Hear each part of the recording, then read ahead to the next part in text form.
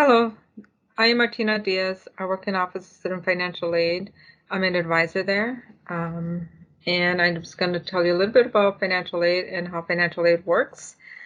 So what's on the agenda for today is for financial aid is what is the goal of financial aid, the pre-application for federal financial aid, what is the family contribution, how is financial need determined, what does financial aid consist of, what is the cost of attending UW-Madison, scholarships and resources, and the Job Center, and additional information regarding financial aid.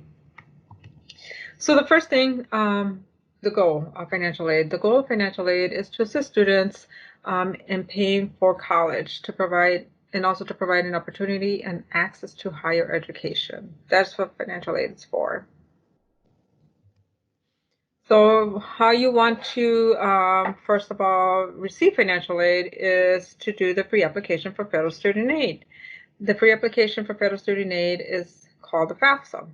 Call it the FAFSA. And so it's, you can start completing your FAFSA as a senior high school student come October 1st. So as a senior student, you want to start with your October 1st completing the pre-application for federal student aid. You can complete it at www.fafsa.gov, and that's where you would want to do your FAFSA. To sign the FAFSA electronically, you will need to get an FSA ID, and I'll go over that in the next couple of slides. And you would go to www.fsaid.ed.gov. All the schools that you have listed on the FAFSA will receive your financial information. UW-Madison doesn't have quite a deadline for students, but we do have a priority date. The priority date is December 1st. So for freshman students, it's really important that you complete your FAFSA by December 1st. Who's eligible to apply for financial aid? Students who are citizens by birth, citizens by naturalization, and permanent resident students who have their green card. There are 3 questions on the FAFSA that will say either yes, you're eligible, or no, you're not eligible to complete the FAFSA. The first 2 are yes, you're going to be eligible, yes, I am a U.S. citizen, or yes, I am an eligible non-citizen. That means you do have a green card. And the last one is no, I am not a citizen or eligible non-citizen. So if you have to click on that one, then you won't be able to receive financial aid or complete the FAFSA. Mixed status families. This means if students are documented or undocumented, students cannot complete the FAFSA. So that's sort of the previous slide. But students who are U.S. citizens or residents can complete the FAFSA, even if the parents are non-citizen U.S. citizens. And then students who are non-U.S. citizens, parents cannot create an FSA ID, which we'll go over that in a little bit as well. And you will have to print and sign them and mail the signature page for the parents. So students, if this is you can still complete the FAFSA. However, the signature page needs to be printed. You cannot use the IRS Data Retrieval. And also, when your parents are completing the FAFSA and you're helping them out, make sure they use zeros on where it says Social Security number. Do not use the ITIN numbers. We hear that many parents are told to use ITIN numbers. Do not use ITIN numbers. Zeros is what you want to put there. So what should I bring when you're completing your FAFSA, or even when you're doing it at home? What should you have on hand? For students, of course, your Social Security number, your birthday, a valid email address, and this is really going to be important for the FSA ID. Do not use your high school email. Tax forms, driver's license, it's optional, and then a list of desired schools. For parents, your parents will need to have their Social Security number if they have one, a birthday, a valid email address, and the FSA ID if they're eligible to get one, and their tax forms. So for the tax forms, we are doing prior year. So when you are ready to complete your 21-22 FAFSA, you'll be using your 2019 income information. Before you begin, determine who is the parent. So parents are two biological or adoptive parents regardless of marital status or gender if those parents live together. Divorced or separated parents, you would want to use the parent that you live with the last 12 months of your high school. And then step parents. So step parents would need to include them as part of the household as well. Who are not considered parents, legal guardians, grandparents, other relatives the student lives with, or foster parents. So if you fall in any of these categories, there will be a spot on the FAFSA that you can click on. So the free application for federal student aid is here. This is where you'd want to go and start completing your FAFSA. Of course, you have to, back in a second or third slide, the website is www.fafsa.gov. Again, with the IRS data retrieval, some students and parents may be able to use the data retrieval, which means that you can go into the IRS website and move over the information that's on the IRS to the FAFSA, so that way you don't have to plug in the numbers, do it all manually. But you can do that if you wish. But if you don't, you can use the IRS data retrieval. Again, some students and parents may not be able to use this, so there's a skip logic on the information. So once you get to the parental or student income portion, it will let you know whether or not you can use the data retrieval. So the FSA ID, this is where you would go to complete an FSA ID. And this will take you anywhere from, I would say, 15 to 20 minutes. If you wait too long, it may kick you out. You may have to start again. Make sure when you're doing your FSA ID, as I mentioned before, do not use your high school email. Make sure you get a new email, Google, iPhone, Yahoo. It doesn't matter, just as long as it's not a high school email, because you're going to have to go back and verify your information each year. So you want to make sure you have an email that you can take with you for the next 4 or 5 years. So the FSA ID is a username and password that allows you to electronically submit and sign the FAFSA form. And also, you have to use your FSA ID to complete your promissory note, which is a loan application as well. The student aid report. The student aid report is is all the information you got that you supplied on the FAFSA. You'll get a report from the federal processor saying, okay, this is the information. Please take a look at it. Take a look at any of the wording that's on there that the federal processors may have put on there for you to read. Just because sometimes if you take a look at your student aid report, maybe you plugged in one too many digits in the income, and that will make you ineligible to receive grant money. So make sure you take a look at that. If there's any consistencies on that student aid report, you can go back to the FAFSA and make the adjustments on there and send corrections. So just make sure you read everything carefully. And the student, you're going to get this email. It's going to go to you within about 3 to 5 business days after you complete the FAFSA. Make sure you complete the FAFSA correctly. As I said before in the previous slide, you have those items handy. You should be able to get your FAFSA in within about 3 to 5 business days. The two main things that students sometimes will have an issue with is either they use the nickname on the FAFSA, don't do that, use what's on the Social Security card, or you did not add UW-Madison as the school code. So sometimes that will be an issue. So once you submitted your FAFSA, some students will get selected for verification. So what this means is that you have to provide additional information, either you or the 3 items that are usually requested from the student and the parent are copies of tax returns or a verification document. And so those are the items that students will have to upload, and you will get an email from our financial aid office saying that we received your FAFSA, and now you have to turn in some additional documents. And it'll give you a site to go and upload the information. Everything is done electronically. Here's a tax return transcript. Sometimes we will request this, and we have been requesting this tax return transcript versus a tax form, which is the 1040.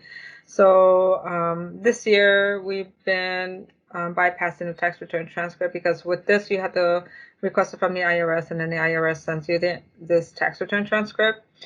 But the IRS has been having issues with this whole system right now. So the expected family contribution, what is it? How's it determined? So what is the expected family contribution? EFC, you're going to see a lot, or estimated family contribution that you might hear as well. This is the amount that the family is expected to help you contribute to your educational cost. How is it determined? It is determined by all the information that you supplied on the FAFSA.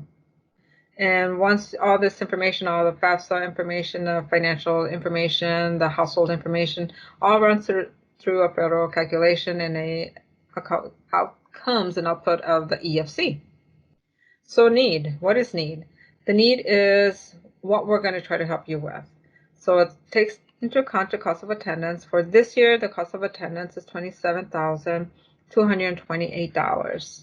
And minus the $4,000, say, of the expected family contribution, your need is going to be $23,228. So that's what we're going to try to help you cover. Need is based on the EFC, which is determined by the FAFSA.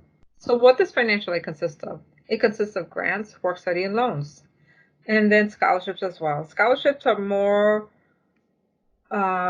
work on the student.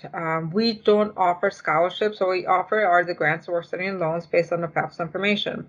The scholarships, the student needs to apply for scholarships as many as possible. It's all individually based.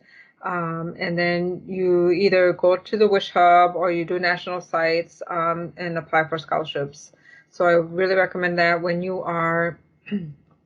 first apply for admissions to UW-Madison, once you get that campus ID number, start completing your scholarship applications. And I'll go over scholarships a little bit more in the next couple of slides. Grants. Grants are free money. And grants, you don't have to repay back. You just need to complete the FAFSA each and every year for as long as you're at UW-Madison or any other school.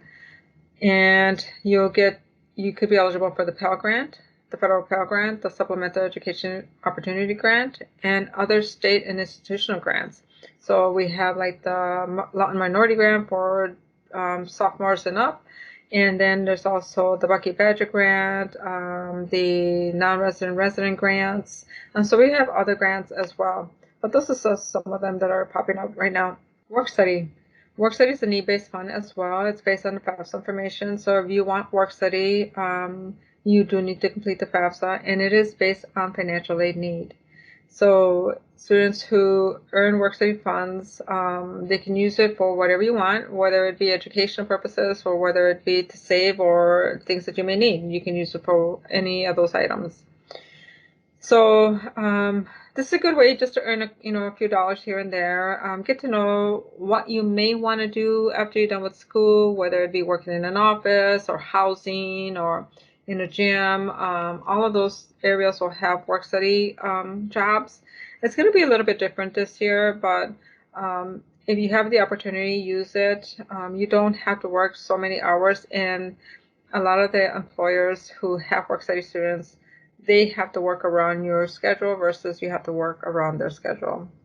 And then really how work study works is if you are earning $10 an hour, $5 is coming from the employer, and then $5 is coming from the work study monies that you get. So when you receive your financial aid offer, you're not going to get this work study amount. It's going to be money that you have to earn throughout the year. So here's a place where you can look for work study jobs. It's through our financial aid office website, financialaid.wis.edu, and you can look for jobs that are work study or non-work study related. Loans are also part of the financial aid, and loans, you do have to complete the FAFSA as well. So if you want to receive any type of federal loans or institutional loans, you do need to complete the FAFSA. The interest rates change every year after July 1st. This year, the interest rate did drop to 2.75%, which is lower than it was just last year or a couple of years ago. So there are two different types of loans. You have the subsidized loan, which is based on need, and then you have the unsubsidized, which is based on no need. So any student, no matter what the parent earns, can receive an unsubsidized federal direct loan. For these two loans, they have the same interest rate and the same grace period. So you get a 6-month grace period after you're done, after you graduate from college. You get a 6-month grace period to start repaying the loans back, and the interest rate is going to be at the 2.75. The only difference between these two loans is that the unsubsidized accrues interest while you're in school. The subsidized does not. There's different amounts for freshmen, sophomore, juniors, and senior students. As you can tell, freshman students, this is the federal maximum that any student can receive at any college or university. Then you go to sophomore, 6,500, juniors and seniors, 7,500. If you decide to take out the loans, you will need to, first of all, accept them. Second is do the loan entrance counseling. The loan entrance counseling is just an exam online, about 10 to 15 minutes to let you know this is a loan, you have to repay it back, there's interest, so on and so forth. So you just have to do that online. And then there's also the promissory note, which is the loan application. So if you don't do these, you're not going to get this money. If you accept the loans, but you haven't done the other two, or you did one but not the other, that money's still going to be there. You will not receive that money until you accept it, do the promissory note, and do the loan entrance counseling. Scholarships. As I was saying before, once you apply for admittance to UW-Madison, once you start that application, you get your campus ID, you can start looking for scholarships, applying for scholarships, and just seeing what's out there, what's available at that time. Because many of the freshman scholarships, the deadline is February 1st. So from when you start applying, say it's September, time goes by really quickly. So it's really important that you start applying for scholarships as soon as you get that campus ID. And also on our financial aid webpage, financialaid.wisc.edu, you can also look for additional scholarships. National sites are listed on that scholarship site, and you can see what's out there nationally. It may be a little bit more work, but when you are applying for admittance to UW-Madison, you're going to have an essay, right? So you have to write an essay for the admissions office and use that essay for some of the scholarships that may request it. Also, you might want to get some letters of recommendation from your teachers or counselors, whoever you're working with that knows you best, so that way you have that on hand. And just look for as many scholarships as possible. As I said before, when you are on break, use that time to look for scholarships. Because if you don't want to take out loans or if you don't want to work, scholarships is the way to go. So here's just a little breakdown of what the cost is going to be at UW-Madison. This is for this current year. So you're looking at it, the total cost at $27,228, and it breaks it down by tuition, books and supplies, room and board, miscellaneous, and travel. With all of these expenses, the one that's stagnant, the one that's going to stay the same is the tuition. So there's nothing that we really can do unless you go less than half time, right? Or go half time or less than 12 credits. So with that tuition set right there, you can take anywhere from 12 to 18 credits, and your tuition is going to be the same. Okay, so if you want to save a little bit of money and you think you can manage anywhere from 16, 15, 18 credits, go ahead and do that. But if you know you are not able to, do the 12, 14 credits, something that you can make sure you complete and do well in. Books and supplies, that money we have set at $1,150, but it's really not going to cost you that much. Students usually spend anywhere from $600 to $800, so you can save some money by buying used books, going to the library, renting books, all of that good stuff. So there's a way to save funds there as well. Room and board for this current year, if you're living in the dorms, it's going to cost you about $12,200. That amount includes the meal plan as well. So there's 3 different types of meal plans, 1, 2, and 3. And this one includes the first tier meal plan. And your costs can change as well. So you can anywhere from, say, $10,000 to $13,000 is what your room and board is going to cost, depending on which dorm you live in, how many people are in your dorm, which meal plan you have. And it's not mandatory that you live on campus in the dorms, but we recommend it because it gives you a chance just to get to know the university. You can do it for a year, and then after a year, if you don't want to live in the dorms any longer, you don't have to. You can move on and rent an apartment with students and other roommates. But just be careful when you do that. Miscellaneous, it's about $2,332, and this includes like if you need some new bedding or if you need a new computer, things of that sort. So if you already have that stuff and you don't need that, you can save some money there as well. And then travel. I mean, if you're living in Milwaukee or Madison or any area within about 50 miles, you're not going to be spending $800 to travel back and forth. Now, if you're living up north, it may cost you a little bit more, but you're still not going to be using $800 for the academic year. And just to let you know what tuition is for our non-resident students in our Minnesota reciprocity, you can see there that tuition is triple the amount for our non-resident students. If you're in the School of Business or School of Engineering, there is a surcharge for those. So your tuition will look different than the $10,746. Some additional loan options. We have institutional loans. So if you don't receive enough financial aid, sometimes students are able to get institutional loans. If there's some special circumstances going on, they may be able to apply and get that. The institutional loans are at a 5% interest rate, 9-month grace period, so you don't have to repay the loan until 9 months after you graduate. So this is more of a subsidized loan where there's no interest accruing on a loan until 9 months after you graduate. There's also a Parent Plus loan. Parents can take out a loan for you to help you with your education up to the cost of attendance minus any type of scholarships or financial aid you receive.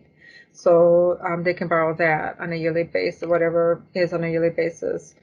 The interest rate for this current year is 5.30%, which is less than it was last year, which was a little over 7%. And then the last option, although we really don't recommend it, but if you do need it, there are private loans. In private loans, you can take a look under our financial aid website, financialaid.wis.edu, and go into other types of aid. And if you scroll all the way down to the bottom of that page, you're going to see private loans. And in the private loan section, you'll want to use the fast choice comparison tool because it lets you compare the different lenders that are out there. It gives you the interest rate, the repayments, and how much you can borrow, and so on and so forth. Here's what your UW Student Center is going to look like. You can see if you, on the right upper hand corner, you're going to see the dollar signs. You click on there, and that's where you're going to see your financial aid offer. Under that is the Wish Hub, so you can click on there and start looking for scholarships. And then you have a calendar, when your graduation date is, anything else that you might be missing that you need to do in order to complete your financial aid file will be listed there as well. Housing. So housing is a little bit different this past spring. It is now you pay the bursar's office. Before it used to be done through the housing office, but now it's done the same way as tuition is done. And with this is you get 2 payments fall in the spring semester. You can use your financial aid. So if you have enough financial aid to cover tuition in the first year dorms, then what will happen is financial aid will be split into 2 semesters. It'll pay your fall semester tuition. Then after that, if there's money left over, it'll go towards housing. And if you don't have enough for housing, then you just you pay the difference of what's left over. If you do have enough and you do have a little bit of money left over, you will receive a refund of whatever's left over after tuition and housing are paid off. And if you do have a refund coming, it's really important that you just sign up for e-refund, so that way you get your money a lot quicker rather than waiting for a paper check. Paper checks go out once a week on a Thursday, so sometimes those paper checks get lost or take a long time to get to you, so make sure that you sign up for e-refund. And that is also through your Student Center in the previous page or slide. Save and budget your money. It's really important that if you say you do get a refund or you do have some money set aside, save that in your savings account.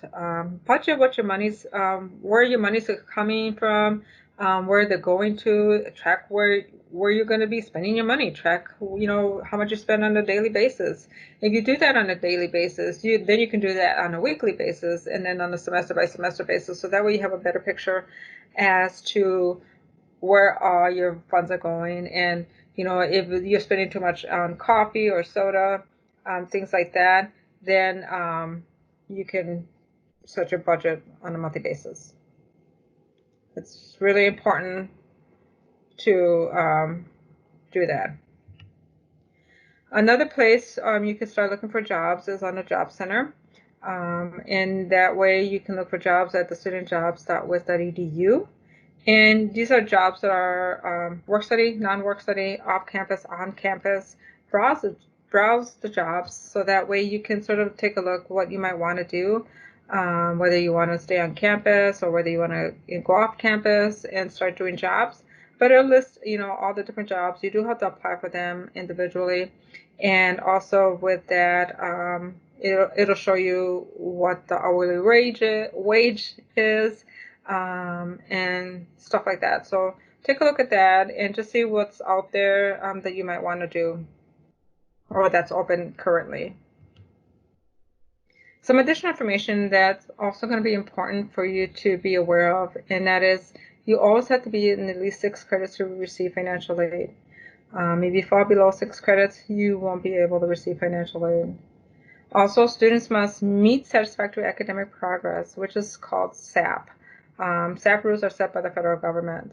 There is the cumulative GPA. It always has to be a 2.0 or above. You always have to complete at least 2/3 of your credits each semester, or each year, I should say. And then if you're here more than 5-6 years, you might run into the 150% rule, which means you're getting close to the 180 credits, or you bypass the 180 credits and you have to appeal. It's really important that you don't get frustrated or feel that you are not eligible or going to be able to receive financial aid, because you just have to appeal. Explain the situation, what your academic plan is going to be to help you out for the next semester or two. And then once you catch up and your GPA is about the 2.0 and your completion rate is about 6-7%, you should be good, and just continue on your way to doing well the rest of the semesters. But don't be afraid to come in and ask questions, and don't feel that you're not going to receive financial aid if you do fall into this situation. I know a lot of students who feel that because they failed, that they're not going to receive financial aid. That's not the case. And I know students who are taking way too many hard classes one semester or the first semester, and they do really bad. Life happens. Make sure you balance your courses well. So if you have some difficult science or math classes, balance it out with some other classes that might not be so difficult. And you can find out which classes are difficult if you talk to your advisors or other students who may have taken those particular classes you're looking at. Students, if you receive scholarships, please let us know about any additional scholarships you receive prior to starting school, because if you do not, it does get messy, it does get complicated. So let us know of any scholarships you receive, so that way we can make the adjustments to your financial aid offers before you start school versus once you start school and it just messes things up. If there are special circumstances you want us to consider after you receive your financial aid award, or something happens the second or first semester, mid-year, let us know. Loss of income, whether it's yours or your parents. Maybe your parents are divorcing or separating. Or if there's medical expenses, let us know about those. Write us an email. You can write it to me, and I'll make sure that our verification team gets it. And then you just need to follow the process afterwards. But let us know of any special circumstances you want us to consider. So this is just a rundown of when to apply for financial aid. Apply after October 1st. Apply online. Have your FSA ID. Each year you will need to complete your FAFSA, and then you complete the FAFSA renewal. If you have a sibling, they will need to do their own FAFSA. Have your income information on hand. Complete all institutional forms that are requested of you. So if you're selected for verification, make sure you complete those documents. Student, you will receive the student aid report, so make sure you take a look at that to make sure that everything is correct on the FAFSA. Your financial aid file will be reviewed, and then after that, our financial aid office will offer you a financial aid, and you'll be sent an email, and the email will go to you, the student, to let you know that you can go to your student center and view your financial aid. Here's some of the programs that the financial aid office has. The first one is the Bucky's Tuition Promise, which is for our Wisconsin resident students, and also incoming freshmen or transfer students. And the adjusted gross income needs to be at $60,000 or less. This could change by the time you get to school, but for this current year, it is at $60,000 or below. So if you fall within this, great, you'll get tuition for 4 years. It has to be consecutive, so if you take a year off, you may not be eligible to receive it the following year. And it does not pay for summer. The next program is the Badger Promise. This is for our transfer students. So students who are transferring to UW-Madison, there's a list of the schools listed here, but there's additional information on our website. So if you want to take a look at that, please visit the financial aid website, financialaid.wis.edu, and you can view the other schools that are listed. The first year, you'll get tuition.